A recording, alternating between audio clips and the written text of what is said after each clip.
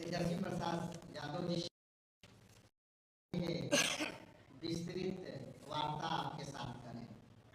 आदरणीय तेजस्वी यादव जी। बहुत बहुत धन्यवाद राजेश जी। और यहाँ सभी हमारे महागठबंधन के नेता बैठे हैं और सभी पत्रकार बंधु, press media, electronic media, print media और सारे पोर्टल और यूट्यूबर्स का आज के प्रेस कॉन्फ्रेंस में आप सब लोगों का स्वागत है। और जैसा कि आप सब लोग पहले से ही जानते थे और हम लोगों ने पिछली बैठक में भी आप लोगों को सूचित किया था कि आज की हम लोगों की बैठक जो है कांग्रेस कार्यालय बाद अलग अलग जो हमारे साथी दल हैं उनके यहाँ भी हम लोग बैठेंगे और बैठकें जो है वो करेंगे। तो आज जैसा पहले से तय था, आज हम लोगों की बैठक हुई और सबने शोक जताया जो पहलगाम में आतंकवादी हमले हुए और पर्यटकों पर हमला हुआ, जिसकी निंदा हम सब लोगों ने की। और शुरुआत हम लोगों ने जो है 1 मिनट का मौन रख के अपनी बैठक की शुरुआत की। आप सब लोगों को आतंकवाद के खिलाफ का निंदा प्रस्ताव भी हम लोग पेश करेंगे और जब पेश करेंगे तो उससे पहले जो 10 प्रमुख बातें हैं उसमें आप लोगों को बताना चाहिए। लेकिन इससे पहले जो हमारा इंडिया अलायंस जो महागठबंधन हम लोगों ने तय किया है कि कल हम लोग जो है कैंडल मार्च शाम 7 बजे इनकम टैक्स से तक हम लोग करेंगे। और ये कैंडल मार्च आप सब लोग जानते हैं कि इतनी बड़ी घटना हुई है जो पहलगाम में जो पर्यटकों की जो मृत्यु हुई है उनकी श्रद्धांजलि को हम लोग देने का काम करेंगे। और कैंडल मार्च सभी महागठबंधन सभी पार्टी के नेता हम सब खुद स्वयं मौजूद रहेंगे। और ये कार्यक्रम जो है पूरे बिहार के हर जिला हेडक्वार्टर में होगा और स्वयं हम सब लोग जो है पटना में मौजूद रहेंगे। और 4 मई को महागठबंधन इंडिया अलायंस की एक बड़ी बैठक होने जा रही है, जिसमें हम सभी दलों 3 left party, VIP party, Congress party, 6 पार्टियों का जो जिला अध्यक्ष हैं या जिला में सचिव हैं और प्रधान सचिव जिला के हों संगठन में, जितने विधायक हैं, एमएलसी हैं या सांसद हैं राज्यसभा या लोकसभा, उन सब की बैठक जो है बुलाई गई है 4 मई को। 4 मई को और स्थल जो है बता दिया जाएगा, उसको स्थल का चयन हम लोग फाइनल करके स्थल जहां वेन्यू होगा वो आप लोगों को बता दिया जाएगा। तो एक बड़ी बैठक होगी जिसमें हम लोगों का हर जिले में क्या एक्टिविटी रहेगा, कैसे तालमेल बनाए हम लोग अपने वर्करों के बीच, सरकार की खामियों को कैसे उजागर करें, जनता के बीच कैसे जाए, हर एक बिंदुओं पर जो है वो बात होगी। और जो 10 महत्वपूर्ण बातें जो हम आप लोगों के बीच करना चाहते थे, पहला ये शोक प्रस्ताव जो है आप लोगों को जो है हम लोग दे देंगे, निंदा प्रस्ताव। सवाल है, कुछ बातें भी हैं। जम्मू कश्मीर के पहलगाम में आतंकी हमले में मारे गए नेवी के शहीद लेफ्टिनेंट विनय नरवाल की बहन सृष्टि ने कहा, विनय 1.5 घंटे तक यानी जिंदा था लेकिन कोई मदद के लिए नहीं आया। प्रश्न ये उठता है कि जब एक ही स्थान पर लगभग 2000 पर्यटक मौजूद थे तो उनकी सुरक्षा के इंतजाम क्यों नहीं किए गए, उनके लिए एक भी सुरक्षा कर्मी मौजूद क्यों नहीं था। और पहलगाम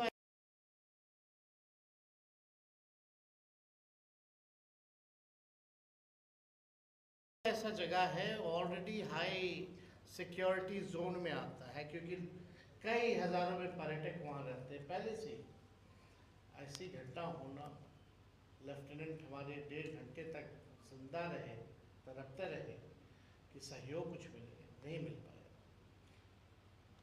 जबकि सरकार को ये पता था कि जम्मू कश्मीर में 2014 से अब तक 3,982 आतंकी घटनाएं हुई हैं, जिनमें 413 आम लोगों की हत्या हुई है और 630 सुरक्षा बल के लोग शहीद हुए हैं। इस गंभीर लापरवाही की जिम्मेवारी कौन लेगा? केंद्र सरकार राजनीतिक प्रतिशोध की भावना से तमाम विपक्षी नेताओं के पीछे देश के अधिकांश एजेंसियां लगाती है, लेकिन आतंकियों के पीछे ऐसा क्यों नहीं कर पाती है? हम लोगों के पीछे देश की सब एजेंसियां लगी रहती है, लेकिन इनके पीछे कौन सी एजेंसियां लगाई जा रही है? अगर ये घटना हो रही है तो आपका इंटेलिजेंस क्या कर रहा है, सर्विलेंस क्या कर रहा है? आजकल टेक्नोलॉजी का जमाना है, यानी ये इंटेलिजेंस फेलियर ना, और वो हाई लेवल सिक्योरिटी जोन में ऐसी घटना, और वो जो सड़क है वो कच्चा सड़क है, कई घंटे लगता है ऊपर जाने में, हथियार लेकर के जाना, बल्कि हर जगह चेक पॉइंट्स है, हर जगह आर्मी तैनात रहती है, सेना तैनात रहती है। फिर भी अगर इतनी बड़ी घटना हो जाती है तो किसी ना किसी को जिम्मेवारी लेनी चाहिए। और विपक्षी नेताओं के पीछे आप लगा, ठीक है लगाए, लेकिन आतंकियों को तो रोकिए। पुलवामा कांड जो हुआ था, उसकी जांच का क्या हुआ? आप भी जानना चाहते हो, हम भी जानना चाहते हैं। देश का हर एक नागरिक पुलवामा कांड में 200-300 RDX किलो 200-300 किलो RDX कैसे पहुंचा, और अब तक की सबसे बड़ी घटना मानी जाती है जिसमें हमारे कई जवान शहीद हो गए, उसकी जांच का क्या हुआ? देश का हर एक नागरिक, हर एक भारतीय ये जानना चाहता है उस जांच का क्या हुआ, कौन था उसका दोषी, लापरवाही कौन, किसका फेलियर था? आप जानते हैं जम्मू कश्मीर में आतंकियों द्वारा समय समय पर बिहार के अनेक श्रमिक भाइयों की हत्या की गई। अब सरकार बताए इसका जिम्मेदार कौन? आप देखते हुए जो हमारे बिहार से पलायन करके बाहर मजदूरी करने कई लोग गए हैं, बिहारी भाई हमारे, उनकी भी मौतें हुई, तो आखिर उसकी जिम्मेवारी कौन लेगा? सरहद पार से आतंकी देश में आ रहे हैं, तो ये देश की सुरक्षा के साथ खिलवाड़ है। ये बहुत बड़ा सिक्योरिटी लैप्स है। पहलगाम में आतंकियों ने आकर यानी रकी की होगी, स्पॉट चुना होगा, ऐसे नहीं कि आते कि घुस गए होंगे, रेकी जरूर की होगी, स्पॉट चुना होगा, सरहद पार किए होंगे, तब जो है वारदात को इंजाम दिया। तो ये तो पूरा फेलियर आखिर ये किसका है, ये हम लोग जो है जानना चाहते हैं। वारदात की घटना को भी चुनने में प्लानिंग लगती है, तो ये कब से हो रहा था, क्या हो रहा था, ये सरकार को बताना चाहिए। लेकिन इस बीच हमारा इंटेलिजेंस सिस्टम क्या कर रहा था, इसकी जवाबदेही कौन करे? भारतीय जनता पार्टी, केंद्र सरकार और गोदी मीडिया के द्वारा आतंकी घटना को सांप्रदायिक रंग देना सरकार की नाकामी का प्रत्यक्ष प्रमाण है।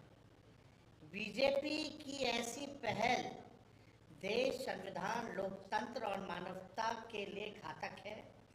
महागठबंधन इसकी निंदा करता है। क्या बिहार सरकार ने कश्मीर में पर्यटन के लिए गए अपने नागरिकों के मदद हेतु कोई हेल्पलाइन नंबर जारी किया है? क्या अपने किसी मंत्री की तैनाती वहां की है?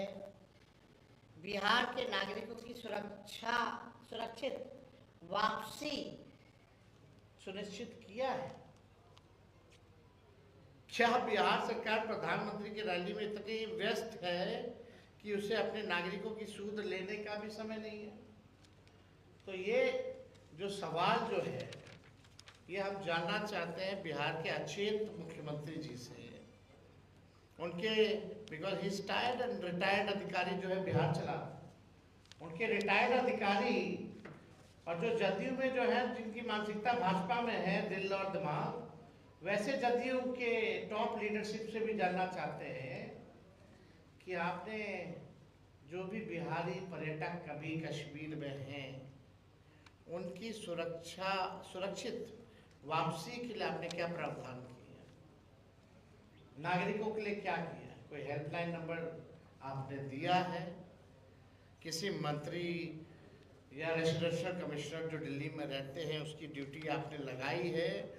क्या बिहार निवास को भी वहाँ कोऑर्डिनेशन में लगाया गया है?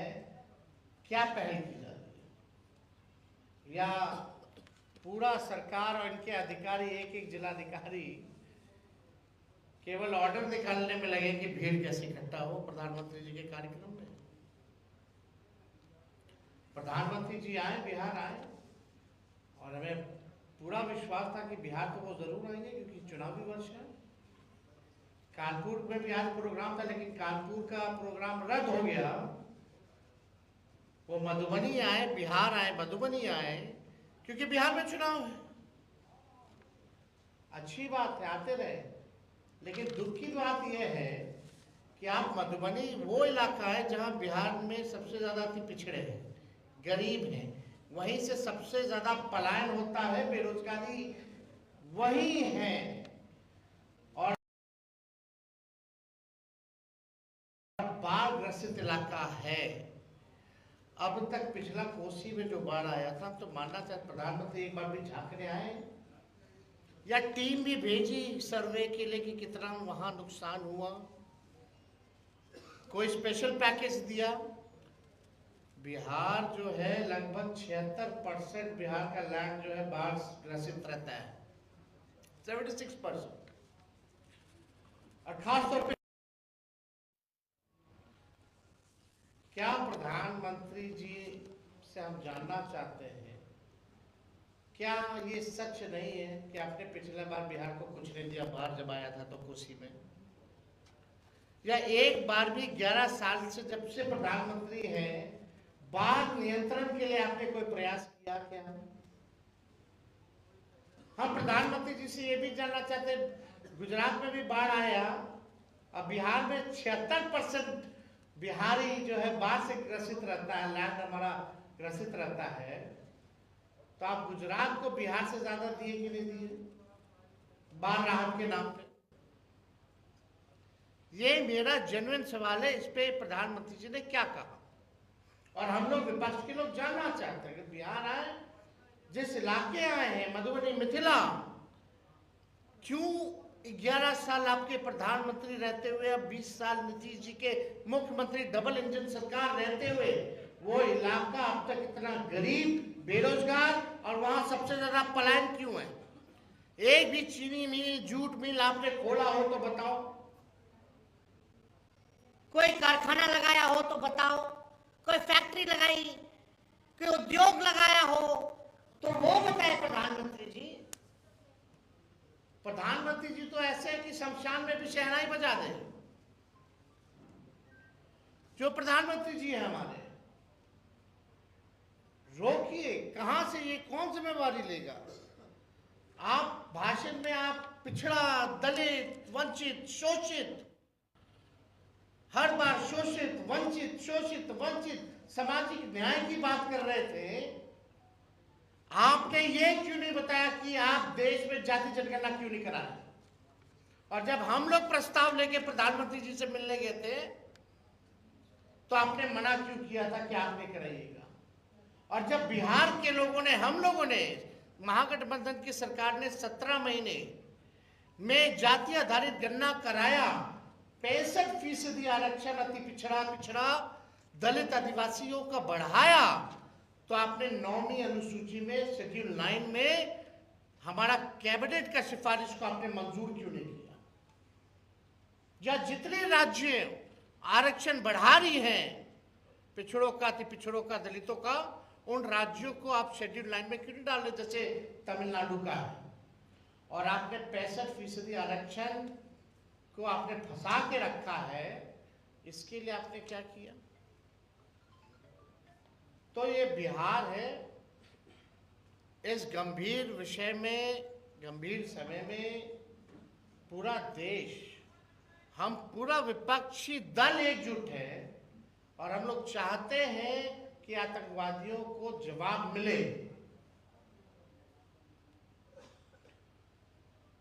लेकिन जवाब सरकार को भी देना चाहिए, मौजूदा सरकार को, भारत सरकार को बताना चाहिए इतना बड़ा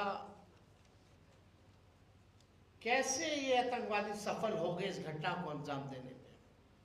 या पुलवामा का जांच रिपोर्ट क्या है, कब आएगा, क्यों नहीं बताया जाता? और बिहार सरकार से हम जानना चाहते हैं कि आप पूरा समय चुनाव में, चुनाव प्रचार में आप लगाए हो।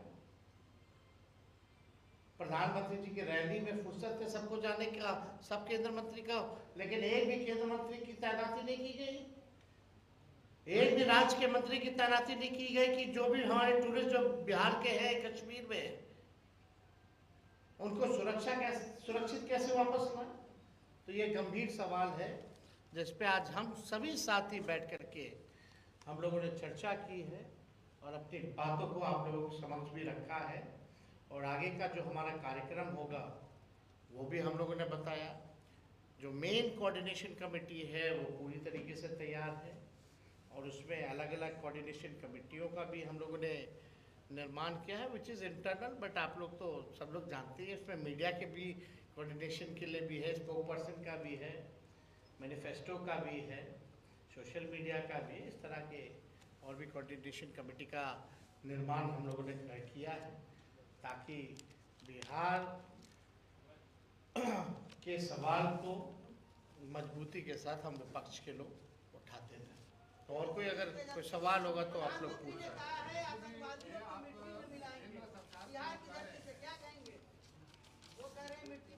आपको 2014 से अब तक लगभग 4000 आतंकवादी घटनाएं हुई हैं, 413 आम लोग मरे हैं, 630 जो लोग हमारे सुरक्षा कर्मी हैं वो मरे, क्या हुआ, शहीद हुए। तो आप बताइए कि क्या हुआ है अब तक? क्या आपको पुलवामा में इतनी बड़ी घटना हुई, क्या जांच क्या हो रहा है, नहीं हो रहा है, क्या हुआ है, क्या आपको पता नहीं चलना चाहिए? देश के नागरिकों को नहीं पता चलना चाहिए कि किसकी जिम्मेवारी थी वो?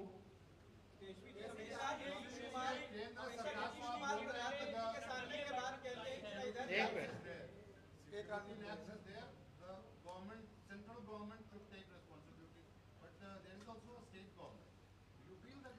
do you think that that's a union territory and police comes under the home ministry or the state government?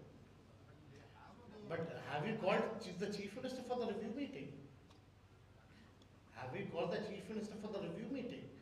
When home minister went for the meeting, LG was there, why didn't he invited the chief minister? मतलब मुख्यमंत्री को आपने बुलाया नहीं। एक तो union territory है, police Jammu Kashmir सरकार के अंतर्गत नहीं है, वो भी गृह मंत्रालय के अंतर्गत है, केंद्र सरकार के अंतर्गत है। और आप बैठक हो रही है, आप वहां के मुख्यमंत्री को नहीं बुला ले, गवर्नर साहब को बुलाए हो, हम हम तो तय नहीं कर रहे, ना हम ये क्वेश्चन रेज कर रहे, लेकिन दिख तो यही रहा। फिर आप उनको कैसे, इंटेलिजेंस हो, सर्वेलेंस हो, मिलिट्री हो, स्टेट पुलिस हो, सब तो आपका केंद्र सरकार के अंतर्गत है। और हमेशा प्रधानमंत्री के सामने ये कहते हैं ना इधर जाएंगे ना उधर जाएंगे, ये गलती हो गई। और जब भी प्रधानमंत्री आते हैं इस तरीके का भाषण प्रधान नीतीश कुमार का रहता है। उनका कहना है कि आपके साथ रहे कुछ नहीं हुआ, एनडीए के साथ आए तो विकास हुआ। देखिए, हम इस पे कोई टिप्पा टिप्पणी, मुख्यमंत्री जी पे कोई टिप्पा टिप्पणी हम नहीं करना चाहते। आप भी स्थिति को जान रहे हैं उनकी, हम भी जान रहे हैं, और बिहार के 13-14 करोड़ भी उनकी स्थिति को जान रहे हैं। उनसे हम सवाल नहीं पूछना चाहते, ना हम उनको कुछ कहना चाहते हैं। बस एक बात जरूर है कि उनको स्थिति में देख करके हमको पीड़ा होती है। एक एक अच्छा, just a minute, are you ready for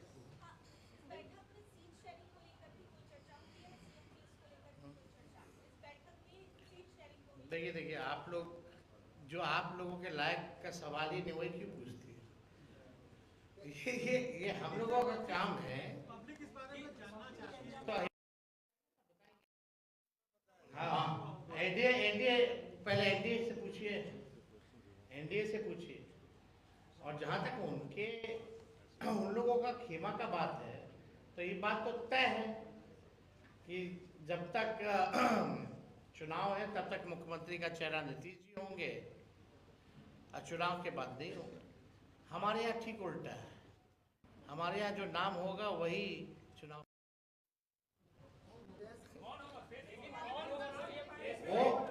वो पिछले बैठक में स्पष्ट कर दिया गया था। जो होशियार है समझते हैं, जो बेवकूफ़ है वो बेवकूफ़ है। अब आप लोग तय कर लो। और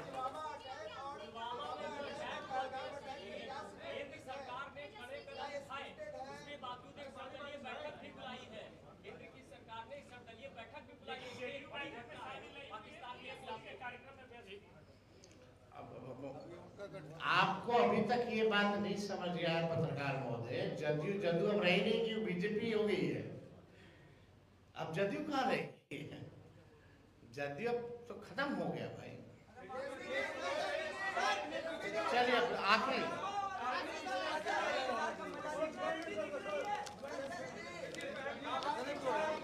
चलिए बहुत बहुत थैंक यू।